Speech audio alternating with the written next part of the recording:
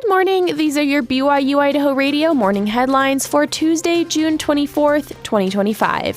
Thanks for listening. I'm Jill Clary.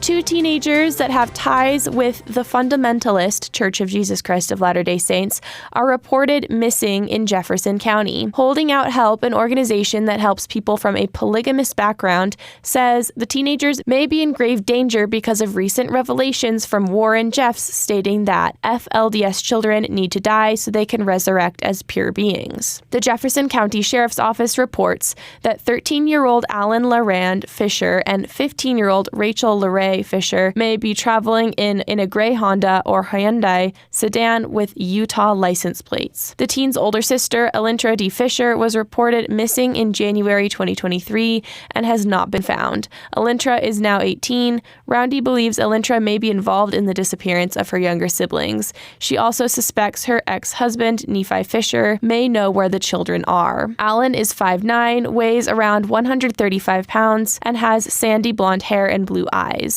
Rachel is 5'5", weighs 135 pounds, and has brown hair and blue eyes. Anyone with information on the whereabouts of Alan or Rachel Fisher is urged to contact the Jefferson County Sheriff's Office at 208-745-9210. Option 7. A new mini pancake pop-up business is turning heads in Rigby with its customizable menu and creative toppings. Launched on June 14th by owner Alexis Romrell, the Honey Cakes cart-based business had a strong debut, drawing plenty of local interest. Romrell, joined by pancake maker Shaylee Hoyan, plans to take the cart to multiple events this summer. One of their upcoming stops includes a summer kickoff celebration at the Mountain America Center in Idaho Falls. Romrell will be at Market Lake Day in Mud Lake on July 19th. She keeps customers informed where she's going to be on her Facebook and Instagram page by searching Honey Cakes. Addiction and recovery is the topic of the community's next conversation. Student reporter Alex Batman has the story. This Wednesday, the Center for Hope Peer Recovery Center will host a community conversation. It will address the stigma of addiction and recovery with the hope of creating a space where such matters can be discussed safely. Andra Smith Hansen, a faculty lead of organizational leadership at BYU-Idaho, works with a lot of local organizations, including the Center for Hope. As one of the event's organizers, Hansen says she believes in collective problem solving and peaceful resolution of sensitive topics in the community. For years, I've been intrigued by principles of communication that can create dialogue, genuine exchange of ideas, nonpartisan discussion around issues that impact us as a community and thus individual members of it. Hansen says there are 4 purposes behind throwing these conversations. So reducing stigma so that we can see people as people and talk about this and see their human potential, I think is a big one.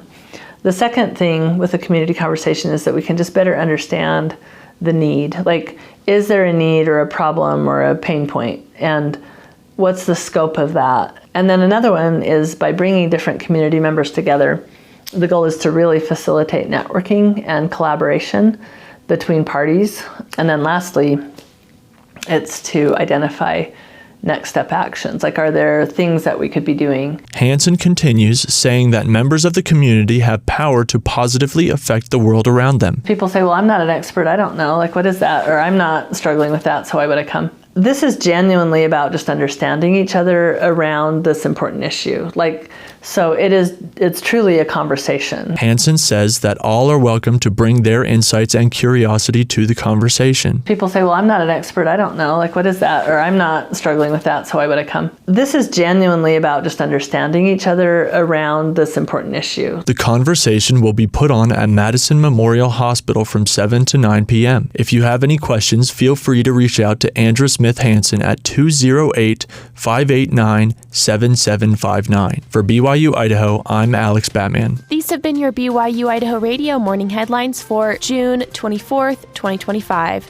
Thanks for tuning in. More news, interviews, and great content are available on our podcast feed. Search for BYU-Idaho Radio on your favorite podcast apps, or on YouTube, Spotify, Apple Music, and more. You can also ask your smart speakers to play KBYI 94.3 FM. Have a great day. This is BYU-Idaho Radio, and I'm Jill Clary.